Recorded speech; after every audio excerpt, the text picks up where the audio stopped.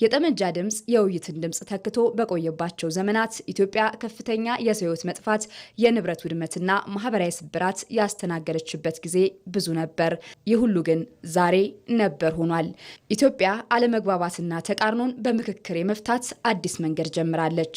የልዩነት መፍቻውም ከነፍጥ ወደ ምክክር፣ ከግጭት ወደ ውይይት፣ ከመጠፋፋት ወደ መደማመጥ ተሸጋግሯል።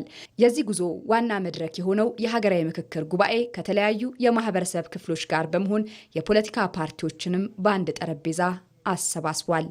በሰባተኛው ጠቅላላ ምርጫ በተፎካካሪነት የተገናኙት ፓርቲዎች ዛሬ ደግሞ በአንድ አዳራሽ ሀገር እንዴት በምክክር መጪ ዘመኗን እንደምትገነባ ለመወያየት ቀደም ሲል ነፍጥ አንግበው ጫካ የነበሩ የፖለቲካ ኃይሎች ሳይቀር ነፍጥ አውርደው ጥያቄያቸውን በብዕር አንግበው ከአዳራሹ ተገናኝተዋል።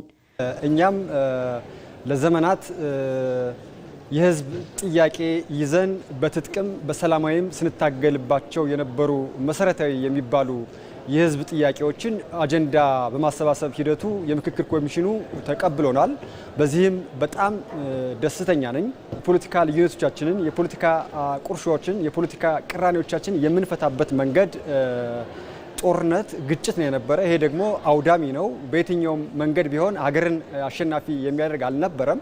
አሁን ግን ይሄ ምክክር ኮሚሽን ይዞት የመጣው መንገድ አዲስ መንገድ፣ ያልተጀመረ አዲስ ምዕራፍ ነው።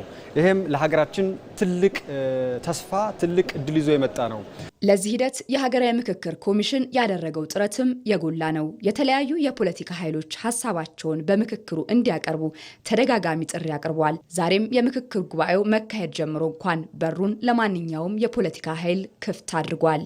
ከሀገር ውስጥ እስከ ገጠር በጣም የሚገርምሽ ጥይት ሁሉ እየተተኮሰባቸው አልተካተትንም እንዳይሉ ማንኛውም የማህበረሰብ ክፍል እስከ ገጠር በፈረስም በግርም ሂደው አካታች በሆነ መልኩ ሰውን አወያይተው አጀንዳውን አሰባስበው ማሰባሰብ ብቻ ሳይሆን ማህበረሰቡ የወከላቸውን ሰዎች እዚህ እንደምታዩ 4000 ባንድ ጣራ ላይ ሰብስበው ያለምንም ገደብ ማለት ነው ሐሳባቸውን አንሸራሽረው ይሄ ስኬታማ እንዲሆን ብዙ ርቀት ሂደዋል። ጦርነት መቼውንም ቢሆን ለኢትዮጵያውያን አማራጭ አይሆንም።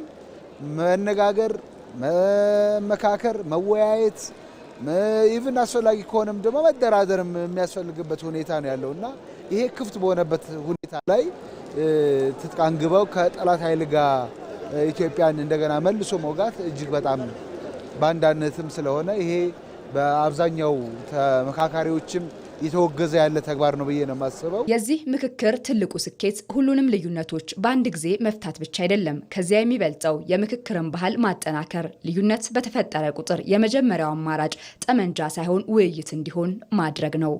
በአብዮት ሳይሆን በሪፎርም ስለሆነ የሀገር ፖለቲካ የሚሰራው ከተወሰነ እኛንም ቀጣዩንም ጀነሬሽን ሊያራምድ የሚችል ያ ደግሞ የራሱን ጉዳዮች አይቶ መፍትሄ ሊሰጥበት የሚችል ማዕቀፍ መመስረት ነው የኛ ሚና። ክራይሲስ አውድቀት አውጎንጽ ድነው ከባቢ መፍትሄው ጠመንጃ ኃይል ሆነ ለመጀመሪያ መፍትሄው ይሄን ምን ግጭት ውስጥ ላለ አካባቢ መፍትሄው ጠመንጃ ሊያም ኃይል አይደለም። ቀዳሚው መፍትሄ መደማመጥ፣ መወያየት ነው። ከሁሉም በላይ ደግሞ በዚህ ውይይት ውስጥ የሚወሰነው ሳይሆን ጉዳዩ የሰዎች ፍላጎት ምንድነው የሚለው ነው። የኔ ሐሳብ የበላይ ነው የሚል አሸናፊ ስለማያደርግ ኢትዮጵያውያን ምንድነው የሚፈልጉት የሚለው የሚለይበት መድረክ ነው። ምክክር እንዳለመታደል ሆኖ እኛ ሀገር የፖለቲካ ልዩነቶችን የምናስተናግድበት መንገድ እጅግ አውዳሚና ኋላ ቀር ነበር። ስለዚህ ያን ኋላ ቀር ነው እየተሻገርን ያለ ነው። ዛሬ ምክክር ኮሚሽን ስናወራ ስለ ምክክር ኮሚሽኑ አጀንዳዎቻችንን ይዘን እንዲህ በጋራ ስንመክር ለነገው ትውልድ የምናወርሰው ትልቅ ነገር አለን ማለት ነው። የፖለቲካ ቅራኔያችንን፣ የፖለቲካ ቁርሾችንን ለነገው ትውልድ ማሻገር የለብንም። ለነገው ትውልድ የተሻለ ሰላም፣ የተሻለ እድገት ነው የምናወርስ በሚል ነው በዚህ ምክክር ኮሚሽን እየተሳተፍን ያለ ነው። ምክክር የዛሬን ብቻ ሳይሆን የነገዋን ኢትዮጵያ ይቀርጻል። የተለያዩ ሀሳቦች የሚከበሩባት፣ የፖለቲካ ፉክክር በሀሳብ የሚካሄድባት፣ የዜጎች ድምጽ በእኩልነት የሚደመጥባትን ሀገር ለመገንባት የሚጣል መሰረት ነው። ችግሮች በሚኖሩበት ጊዜ፣ የተራራቁ ሀሳቦች በሚኖሩበት ጊዜ በጠረጴዛ ዙሪያ ተገናኝተን በምክክር ካልሆነ በስተቀር ከዚህ ውጭ የመፍቻ መንገድ የለም የሚለውን ሀሳብ ለማስረጽ የሚደረግ ትግል ነው ብዬ ነው የምወስደው። የኢትዮጵያ የወደፊት ታሪክ የሚጻፈው በጠመንጃ ጩኸት ሳይሆን በምክክር ጠረጴዛ ዙሪያ በሚነሱ ሀሳቦች ነው። ይህ የሀገራዊ ምክክር ጉባኤ ደግሞ ለኢትዮጵያ ለአዲስ የፖለቲካ ባህል ልምምድ ያዘጋጀ ታሪካዊ ምዕራፍ ሆኗል።